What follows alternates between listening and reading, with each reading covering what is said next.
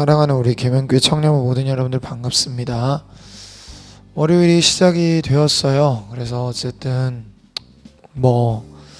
이렇게 저렇게 고생하고 있는 여러분들 모두를 우리 주님의 이름으로 축복하고 또 말씀 안에서 여러분이 나름대로 위로를 누릴 수 있기를 축복합니다.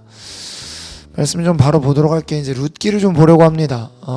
역사서 부분이면서 동시에 잠언의 끝짝에 보면 그 현숙한 여인에 대한 설명이 좀 나오는데 그 현숙한 여인과 관련된 이제 이야기가 이 룻기에 나온다라고 생각을 하면 될 것 같아요.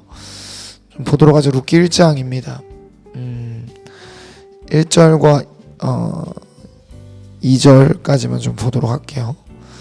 사사들이 치리하던 때 그 땅이 흉년이 되니라. 유다 베들레헴 한 사람이 그의 아내 두 아들을 데리고 모압 지방에 가서 거류하였는데 그 사람의 이름은 엘리멜렉이요 그의 아내는 이름은 나오미요 그의 두 아들의 이름은 말론과 기륜이니 유다 베들레헴 에브라스 사람들이더라. 그들이 모압 지방에 들어가서 거기 살더니 라고 하고 있습니다.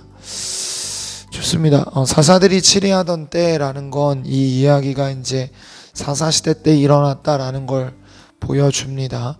그리고 사사시대를 잘 보여주는 문장 하나는 사사기 후반부에 나오는 말이죠.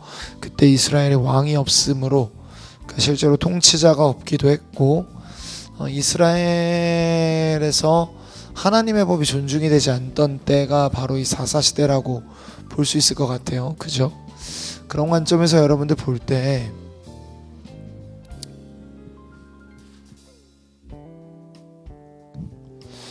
이 당시가 막 순종을 잘하던 시기는 아니었을 겁니다. 그리고 그거는 이스라엘에 상당한 문제를 만들어내기 쉬운 요소였어요. 왜냐하면 생각해보세요. 여러분, 이스라엘 백성들이 하나님의 법을 떠나면 하나님은 그들을 반드시 징계하셨고 그들이 돌아오면 하나님은 그들을 복을 주셨습니다. 그런데 이 어떤 일정한 패턴 속에 지금 무대 배경을 1장이 어디로 세팅을 하고 있냐면 유다 베들레헴에 라고 얘기하고 있죠. 유다 베들레헴의 한 사람이 그의 아내 두 아들을 데리고 모압 지방에 갔다. 그러니까 베들레헴에 살던 사람 이야기거든요. 근데 지금 어디에 흉년이 들었냐면 베들레헴에 살고 있는데 베들레헴에 먹을 게 없어서 지금 떠난 거예요. 여러분, 베들레헴은 말 그대로 이제 알고 있는 사람도 있을 텐데 베들레헴의 이름의 뜻은 빵집입니다. 그래서 제가 중등부나 초등부 애들이 이해시킬 때는 파리바게트라고 제가 막 얘기를 하는데 베트가 이제 뭐뭐의 집 이런 의미고요. 베트가 집이고 레헴이 떡 혹은 빵이거든요. 그러니까 빵집이나 떡집이 맞아요. 말 그대로 곡창지대고 먹을 게 풍성한 지역이 베들레헴인데 베들레헴에 먹을 게 없었다라는 거는요. 전 이스라엘이 어쨌든 간에 지금 어떤 기근에 시달리고 있다라는 것이고 전 이스라엘이 이 정도 기근에 시달리게 된 이유는 뭐냐면 사사시대라는 배경을 볼 때 불순종이라고 볼 수 있습니다. 왜냐하면 생각해보세요. 이스라엘이 농사를 짓는 건 이른 비와 늦은 비의 은혜 때문에 지었던 것이기 때문에 이들이 지금 가뭄이 들었다는 것은 하나님의 은혜로부터 멀어졌다는 것이고 하나님이 그들을 돌보지 않는다라는, 그러니까 하나님이 그들을 저주하고 계신다라는 상황으로 이해하는 것이 타당합니다. 여러분들 그 다음 구절이 보여주는 게 독특하죠. 그랬더니 무슨 일이 벌어지냐면 모압으로 이주를 합니다. 모압은 여러분 어디냐면 민수기를 본 친구들은 알 텐데 이스라엘이 광야에서 이제 40년간 방황할 때 그 광야 생활의 끝자락을 보낸 곳이 어디냐면 모압 평지거든요. 모압에서 이제 그 여러분이 민수기 읽어보면 알겠지만 발람과 발락 발락 왕 그리고 발람 선지자의 이야기가 벌어진 곳도 이 민수기고요. 그러니까 어떤 그 모압 그 민수기 모압 평지에서 일어난 일이고요. 그러니까 이 모압이라는 곳은 쉽게 얘기하면 이스라엘이 출애굽이란다.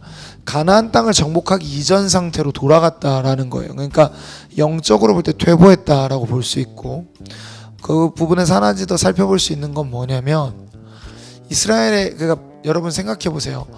넘쳐야 될 곳에 먹을 게 없게 되니까 뭐 하냐면 떠나요, 사람이.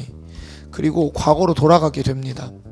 근데 저는 여러분 이게 우리의 영적인 어떤 뭐랄까요 타락 혹은 영적인 어떤 기근 혹은 영적으로 뭐랄까요 이렇게 하나님으로부터 멀어지는 일련의 과정을 좀 잘 설명하고 보여준다라고 확신합니다. 그 이유가 뭐냐면 여러분 한번 생각해 보세요.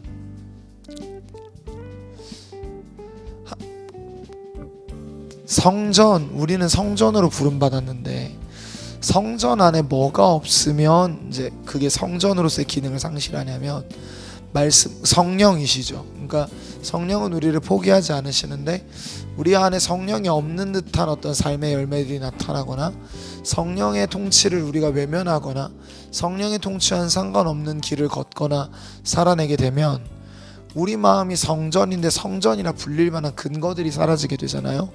그럼 우린 자연스럽게 멀어집니다.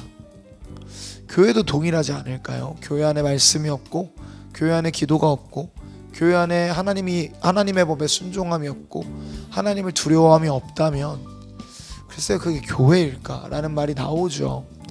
근데 여러분 그럴 때 특징은 뭐냐면 마땅히 내야 될 것에서 무언가를 얻지 못하면 사람은 떠나갑니다. 여러분 문제는 근데 교회와 우리의 신앙생활을 좀 연결을 시켜보면요,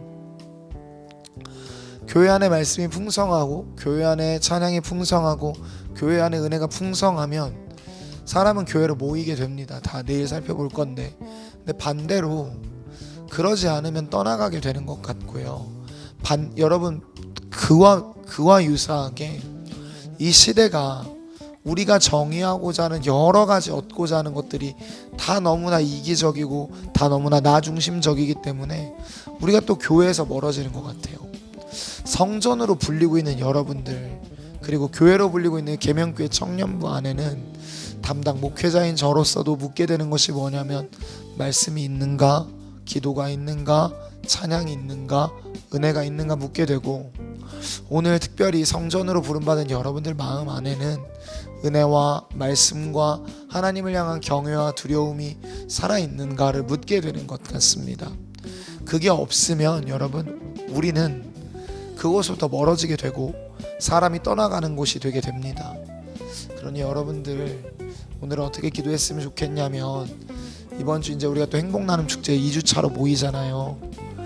제가 말씀 전하고 하는데 기도해 주십시오. 우리 청년부가 베들레헴, 그러니까 곡식이 없는 베들레헴이 아니라 곡식이 가득 찬 베들레헴이 될 수 있도록, 그래서 개근을 얻고 갈급한 영혼들이 돌아오고 모일 수 있는 곳이 될 수 있도록 기도하시고, 여러분의 하루도 성전이 성전다워지는 은혜가 있을 수 있도록 은혜를 구하는 하루가 되기를 축복합니다. 기도할까요?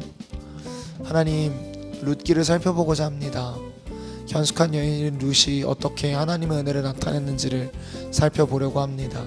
여호와여, 우리가 이 은혜를 기억하게 하시고, 그리고 아버지 하나님, 룻기 안에서 우리가 하나님의 은혜를 기억하며 나아갈 때 하나님, 오늘 우리가 성전인데 성전의 근거가 우리 안에 없다라는 것들을 본다면 우리가 회복을 추구하며 나아가는 오늘이 될 수 있도록 인도하여 주옵소서.